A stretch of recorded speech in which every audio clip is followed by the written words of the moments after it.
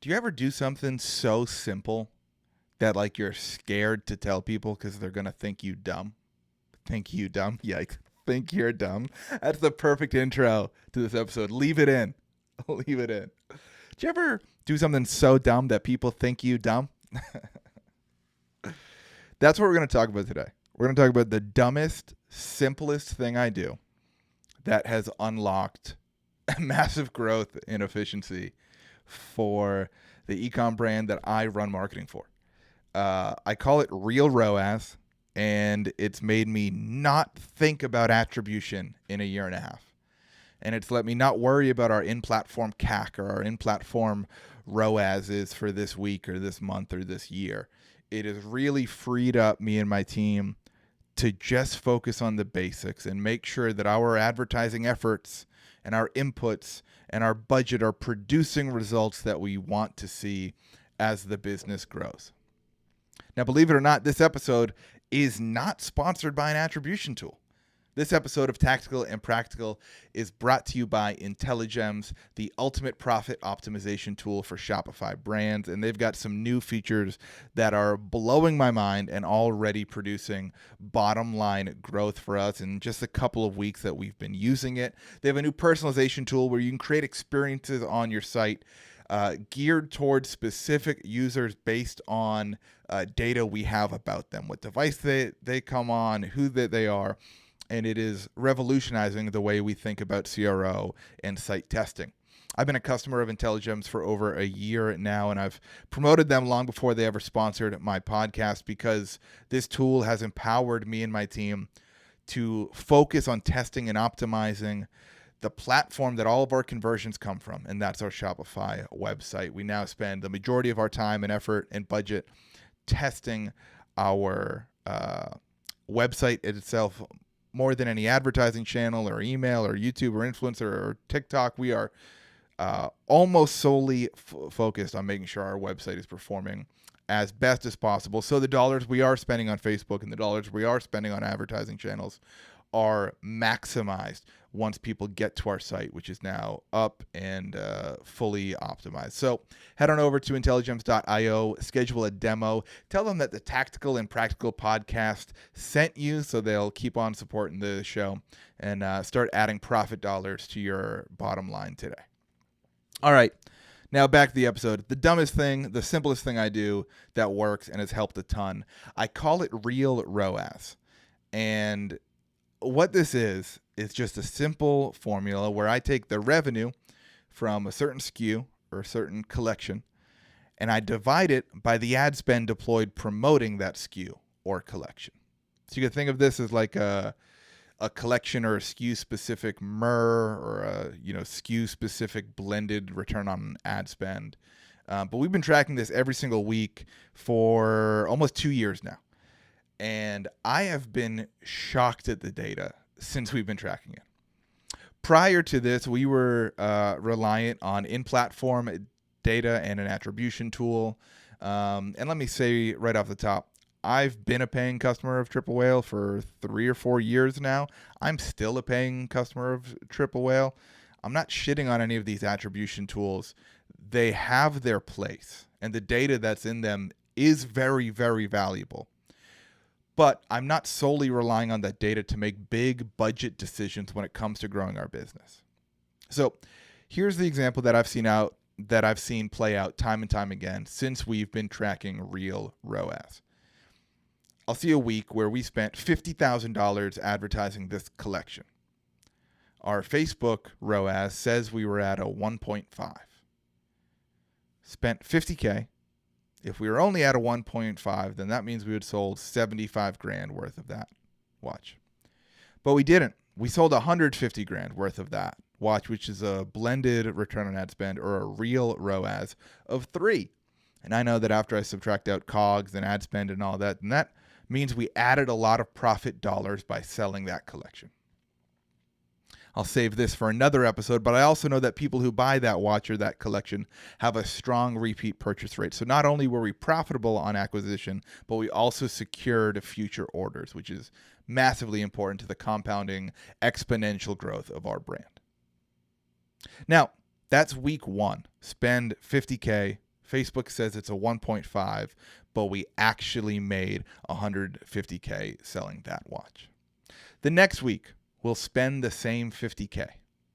And Facebook will tell us our ROAS was a 1.7. It went up, but we'll have only sold 100 grand worth of that watch. Now our real ROAS is a 2. And after I subtract COGS and ad spend and everything, it's not looking as pretty as week 1. So even though Facebook told me it was a better week, our CAC was lower, our ROAS was higher, every metric in platform looked better, that didn't map to actual business results. And maybe it's just because we have a higher than usual AOV of $300. Most e-com brands I talk to are nowhere near that. Maybe our customer journeys are especially long because of our high price point. Maybe there's all sorts of reasons that make this unique to us. But I've also talked to a lot of e-com marketers that are heads of marketing and CMOs and VPs for other 8 and even 9-figure brands that all use a version of this, right? We've all got our data that we like to look at, whether it's in platform or with the Triple Whale or Northbeam, but we don't let numbers on a dashboard tell us how to run our businesses and how to grow our businesses. And we certainly don't, use them solely to judge the effectiveness of our advertising efforts.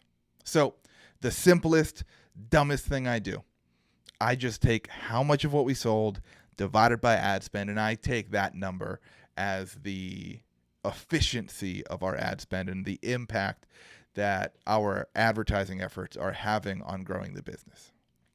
Now, a couple caveats to that. We will take out returning customer orders when there's a special event that week. If we do a new product launch of this collection, I'm taking out revenue from that, from our advertising efforts, because we know so much of that came from our, previously acquired customers on our email and SMS lists. We'll also take it with a grain of salt come Black Friday week, when we know a ton of people are coming to our site through email and SMS again. So it's not perfect. It's not flawless. And like I said, it's probably the simplest thing I do that I've been scared to tell people for a year, so you don't think I'm super dumb. But it has enabled us to keep spend volume high, even when our in-platform metrics tell us we shouldn't.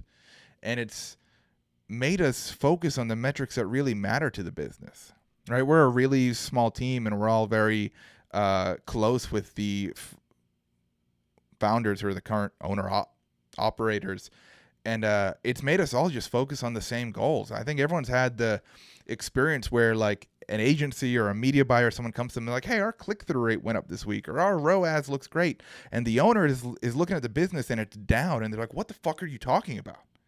So looking at real ROAS has created alignment from the top to the bottom of our company. And it's enabled us to focus on what really matters. And what really matters is adding dollars to the bottom line. And your Facebook ROAS is not going to tell you about dollars added to the bottom line. But when you look at your different Facebook campaigns or ad sets or ads and what products they're promoting and compare that to just strictly how many of those products you're selling, you're going to have a much clearer, grounded view of what's happening in your advertising ecosystem. I know I am valuing correlation over anything more scientific than that, but in my experience in growing 8-figure, fast-growing, profitable e-com brands, correlation goes a long way. So take it for what it's worth, or don't. I literally don't care if any of you implement this. I'm doing this because I want to help the people who will. I've got nothing to sell you. There's no course coming. There's no agency coming. I'm just trying to share what has made me and made the people I work for a bunch of money. So take it for what it's worth. Measure real ROAS. Even if you think I'm dumb, just measure it for like 6 weeks in a row and see if there's a 100% correlation between your in-platform metrics and your real ROAS number. I guarantee there won't be. And then you're going to have a choice to make of which data do you want to trust.